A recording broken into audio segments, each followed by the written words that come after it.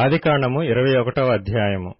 యెహోవా తాను చెప్పిన ప్రకారము శారాను దర్శించెను.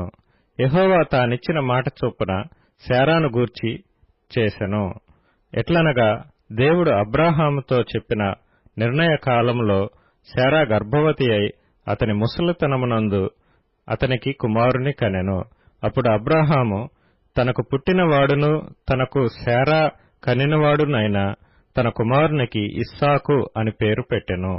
మరియు దేవుడు అబ్రాహాముకు ఆజ్ఞాపించిన ప్రకారము అతడు 8 దినముల వాడైన ఇస్సాకు అను తన కుమారునికి సున్నతి చేసెను. అబ్రాహాము కుమారుడైన ఇస్సాకు అతనికి పుట్టినప్పుడు అతడు 100 ఏండ్లవాడు. అప్పుడు శారా, దేవుడు నాకు నవ్వు కలుగచేసెను, వినువారెల్లా నా విషయమై నవ్వుదురనెను. మరియు శారా పిల్లలకు స్తన్యమిచ్చునని ఎవరు అబ్రాహాముతో చెప్పును? నేను అతని ముసలితనమునందు కుమారుని కంటిని గదా అనెను. ఆ పిల్లవాడు పెరిగి పాలు విడిచెను. ఇస్సాకు పాలు విడిచిన దినమందు అబ్రాహాము గొప్ప విందు చేసెను. అప్పుడు అబ్రాహామునకు ఐగుప్తీయురాలైన హాగరు కనిన కుమారుడు పరిహసించుట శారా చూచి, ఈ దాసిని దీని కుమారుని వెళ్లగొట్టుము, ఈ దాసి కుమారుడు నా కుమారుడైన ఇస్సాకుతో వారసుడై ఉండడని అబ్రాహాముతో అనెను. అతని కుమారుని బట్టి ఆ మాట అబ్రాహామునకు మిక్కిలి దుఃఖము కలుగచేసెను. అయితే దేవుడు, ఈ చిన్నవాని బట్టియు నీ దాసిని బట్టియు నీవు దుఃఖపడవద్దు. శారా నీతో చెప్పు ప్రతి విషయములో ఆమె మాట వినుము. ఇస్సాకు వలన అయినదియే నీ సంతానమనబడును. అయినను ఈ దాసి కుమారుడును నీ సంతానమే గనుక అతని కూడా ఒక జనముగా చేసేదనని అబ్రాహాముతో చెప్పెను. కాబట్టి తెల్లవారినప్పుడు అబ్రాహాము లేచి ఆహారమును నీళ్ల తిత్తిని తీసుకొని ఆ పిల్లవానితో కూడా హాగరునకు అప్పగించి ఆమె భుజము మీద వాటిని పెట్టి ఆమెను పంపివేశెను.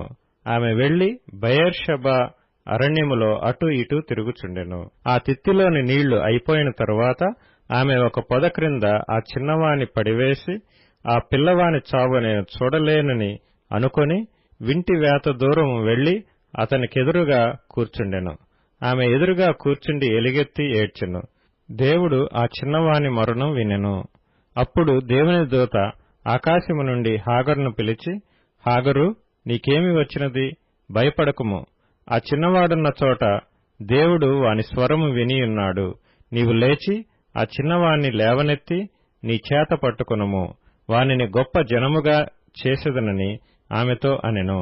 మరియు దేవుడు ఆమె కన్నులు తెరచినందున ఆమె నీళ్ల ఊట చూచి వెళ్లి ఆ తిత్తిని నీళ్లతో నింపి చిన్నవానికి త్రాగనిచ్చెను.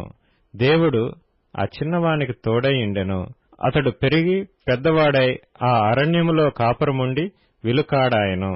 అతడు పారాను అరణ్యములో నున్నప్పుడు అతని తల్లి ఐగుప్తు దేశములో నుండి ఒక స్త్రీని తెచ్చి అతనికి పెండ్లి చేసెను. ఆ కాలమందు అబీమెలెకును అతని సేనాధిపతి అయిన ఫీకోలును అబ్రాహాముతో మాట్లాడి, నీవు చేయు పనులన్నిటిలోనూ దేవుడు నీకు తోడైయున్నాడు గనుక నీవు నన్నైనను నా పుత్ర పౌత్రాదులనైనను వంచింపక నేను నీకు చేసిన ఉపకారము చొప్పున నాకును నీవు పరదేశివైయున్న ఈ దేశమునకును చేసెదనని దేవుని పేరట ఇక్కడ నాతో ప్రమాణము చేయమని చెప్పెను. అందుకు అబ్రాహాము ప్రమాణం చేసెదనెను.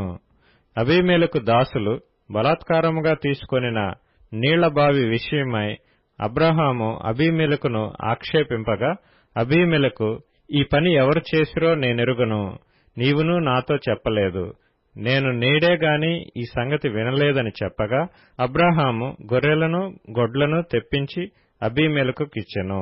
వారిద్దరూ ఇట్లు ఒక నిబంధన చేసుకొనిరి. తరువాత అబ్రాహాము తన గొర్రెల మందలో నుండి 7 పెంటి పిల్లలను వేరుగా నుంచెను గనుక అబీమెలెకు అబ్రాహాముతో, నీవు వేరుగా ఉంచిన ఈ 7 గొర్రెపిల్లలు ఎందుకని అడిగెను. అందుకతడు, నేనే ఈ బావిని త్రవ్వించినందుకు నాకు సాక్షార్థముగా ఈ 7 గొర్రెపిల్లలను నీవు నా చేత పుచ్చుకొనవలనని చెప్పెను.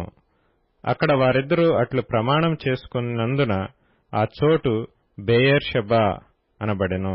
బెయేర్షెబాలో వారు అలాగు ఒక నిబంధన చేసుకొనిన తరువాత అబీమెలెకు లేచి తన సేనాధిపతి అయిన ఫీకోలుతో ఫిలిష్తీయుల దేశమునకు తిరిగి వెళ్ళెను. అబ్రాహాము బెయేర్షెబాలో ఒక పిచుల వృక్షము నాటి అక్కడ నిత్యుడైన యెహోవా పేరట ప్రార్థన చేసెను. అబ్రాహాము ఫిలిష్తీయుల దేశంలో అనేక దినములు పరదేశిగా నుండెను.